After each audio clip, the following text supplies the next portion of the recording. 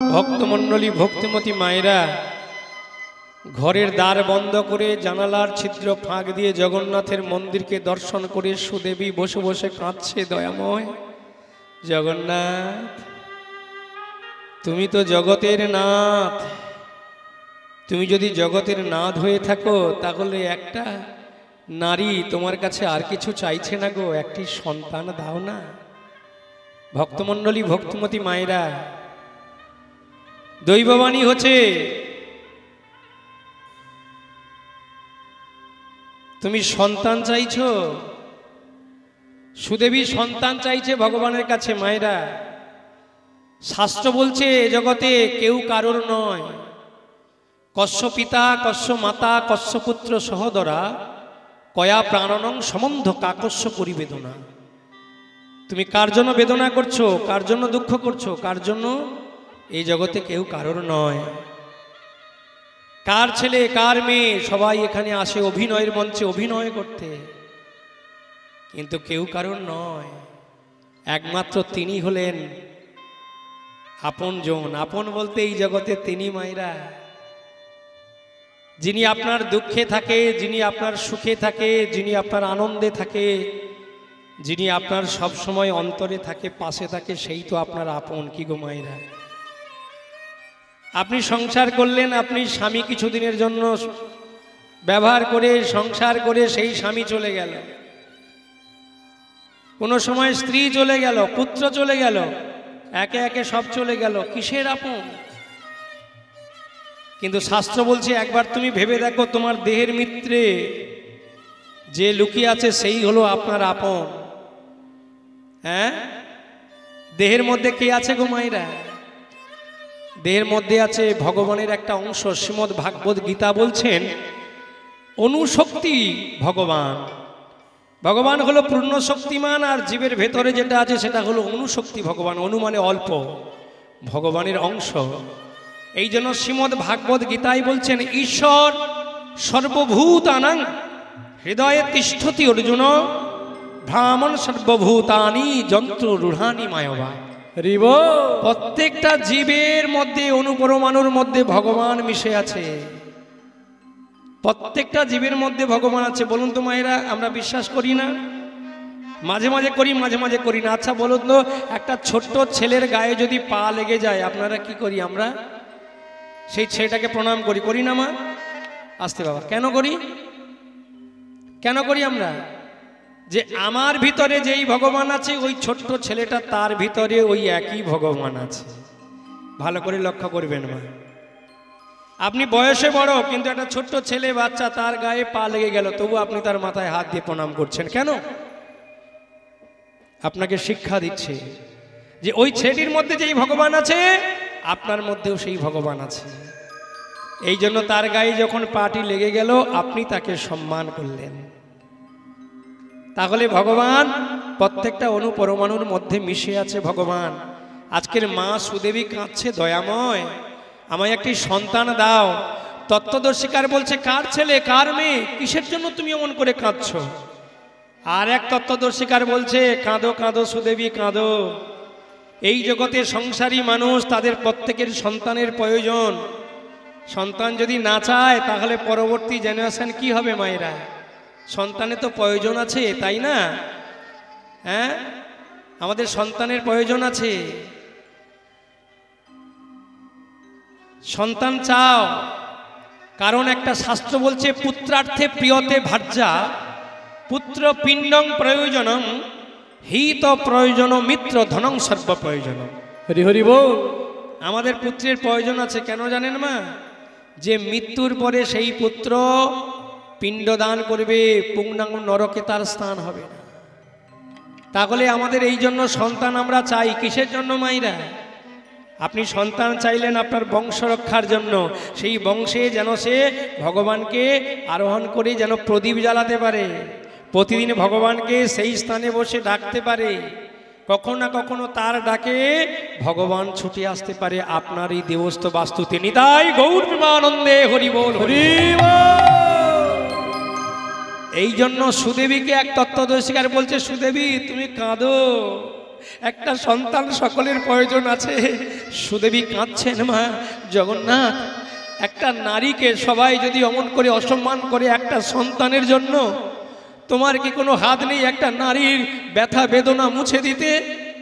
দেখুন মায়েরা, সুদেবীর নয়নের জল বৃথায় গেল না মা, কারণ ভাগবত বলছে না যে প্রকৃত আমাকে স্মরণ করে, আমাকে ভজন করে, আমি তার স্মরণ গ্রহণ করে থাকি।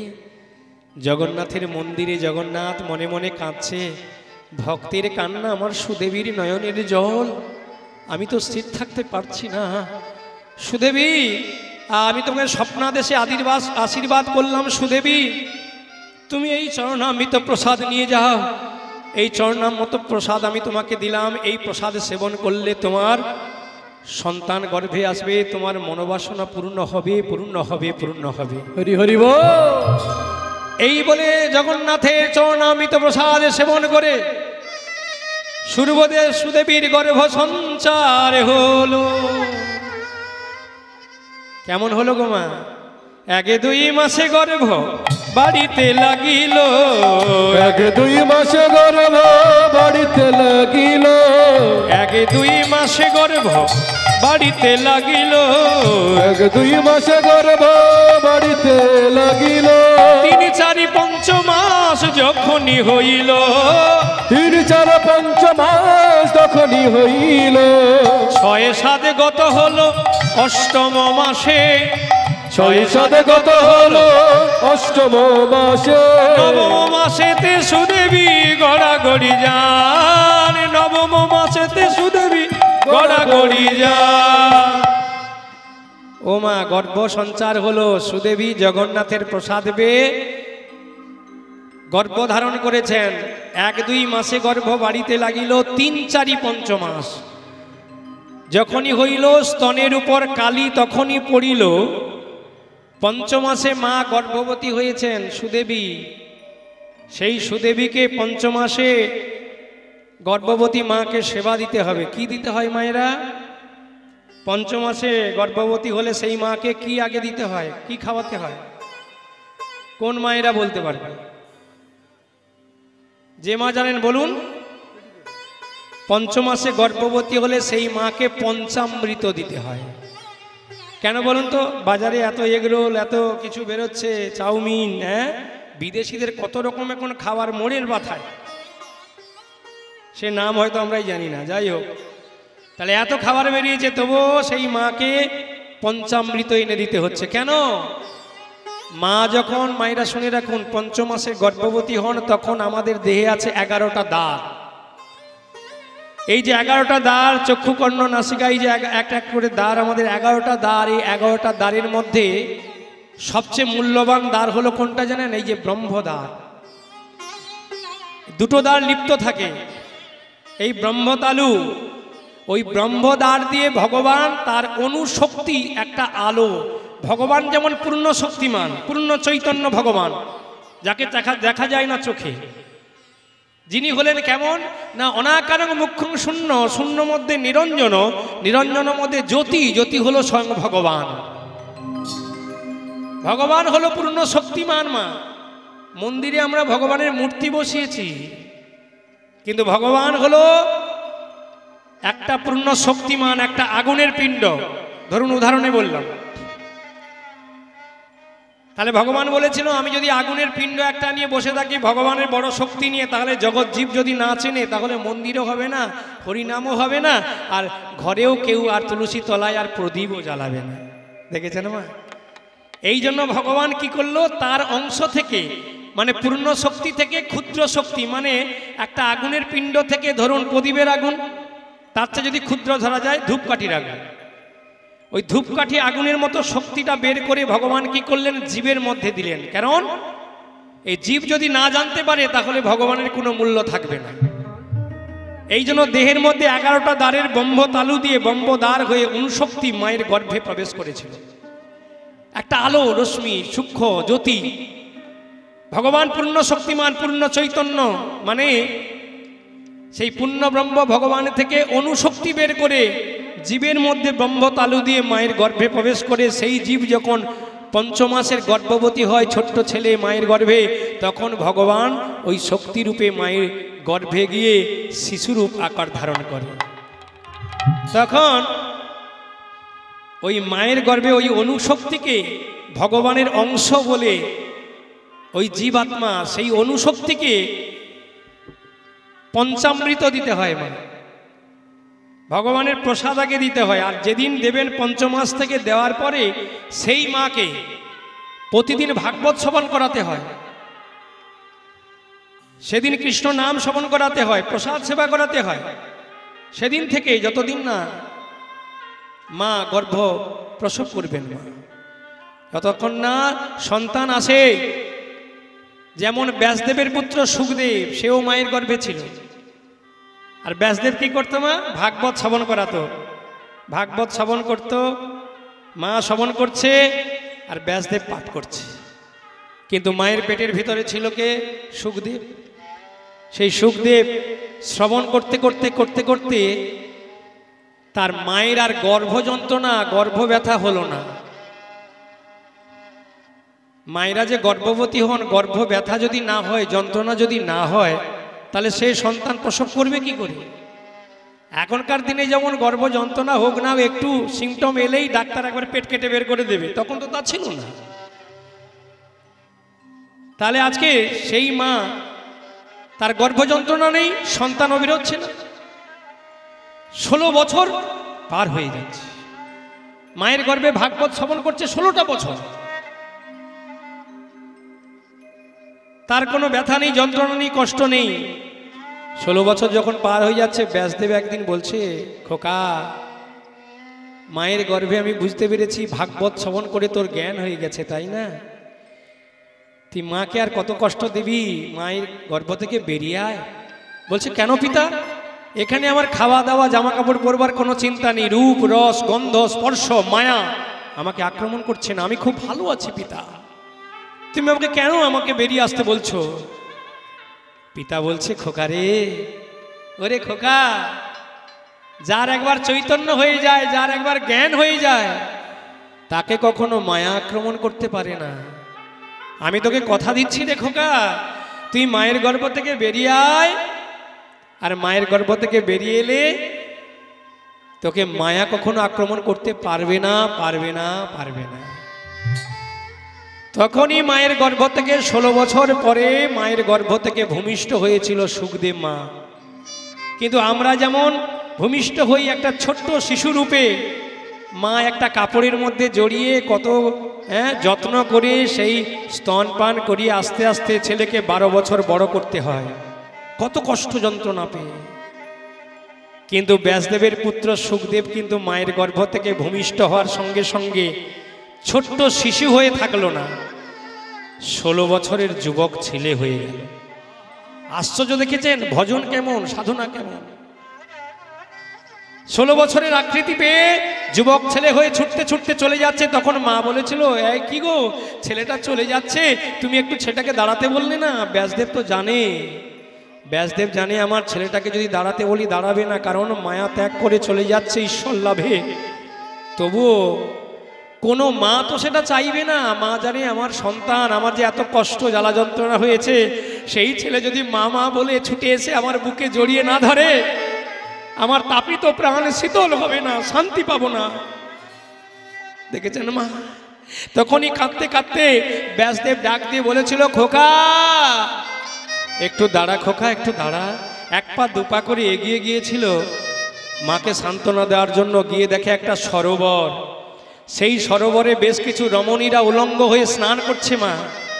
সেখানে ব্যাসদেব যখন গিয়ে পৌঁছায়, রমণীগণ বস্ত্রগুলো সব অঙ্গে ঢাকা দিচ্ছে।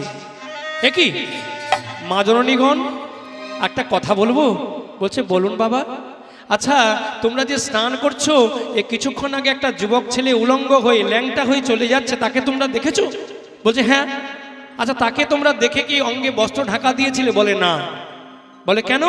না, তাকে দেখে মনে হয়েছিল একটা ছোট্ট শিশু যেমন মায়ের গর্ভ থেকে জন্ম নিলে তার কামনা বাসনা থাকে না, লোভ লালসা থাকে না, সেই ছোট্ট ছেলের সামনে মা কাপড় ছাড়তে পারে, মায়েরও কোনো লজ্জা থাকে না, ঠিক সেমনই মনে হলো একটা ছোট্ট ছেলে, যার কোনো কামনা নেই, বাসনা নেই, লোভ লালসা নেই, মনে হয় যেন এক্ষুনি জন্ম নিয়েছে। কিন্তু আপনাকে দেখে আমাদের কি যেন লজ্জা হলো। হয়তো আপনার কামনা ছিল, একদিন বাসনা ছিল, লোভ ছিল, লালসা ছিল, এই জন্য হয়তো আমাদের লজ্জা এলো, এই জন্য আমরা বস্ত্র ঢাকা দিচ্ছি অঙ্গে। তাহলে বলুন মায়েরা, এই জন্য ভক্তমণ্ডলী, ভক্তিমতী মায়েরা, শাস্ত্র কেমন দেখুন। এখানে এক জায়গায় বসে খলকরতাল বাজবে, নারী পুরুষ সবাই বসে কীর্তন আস্বাদন করবেন মা। এখানে কিন্তু মদন দেবতার কোনো প্রবেশ নেই। এই কৃষ্ণ নাম এমন মধুর নাম, এই নাম এমন শক্তি মা, ভাগবত এমন শক্তি। তা ঠিক তেমনি আমি আপনাদের চরণ ধরে বলবো মা, সেই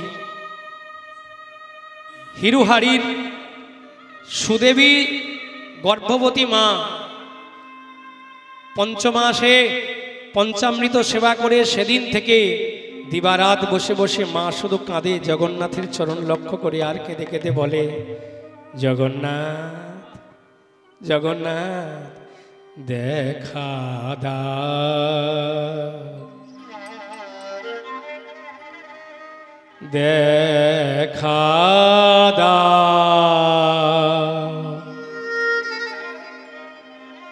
দেখা দাও, দেখা দাও, দেখা দাও,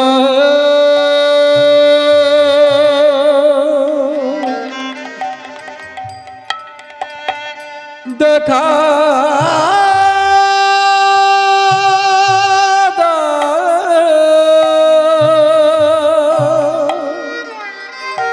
দেখা দাও,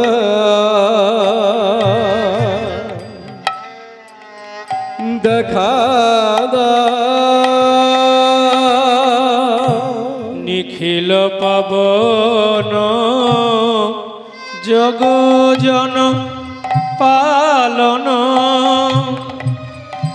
বাঁশরি বাজায় গো ও বীরাম,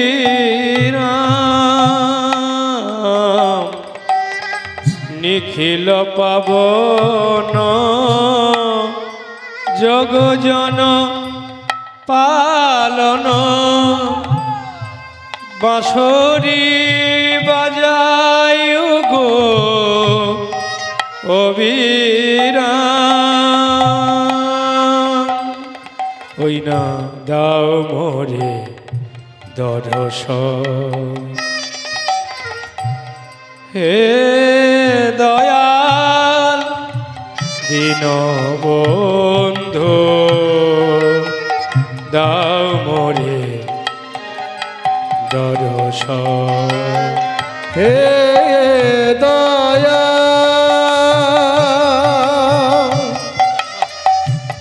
দীনবন্ধু,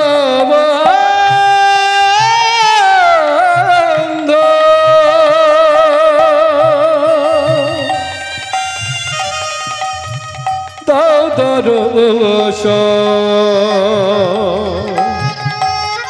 ও গো দয়াময়,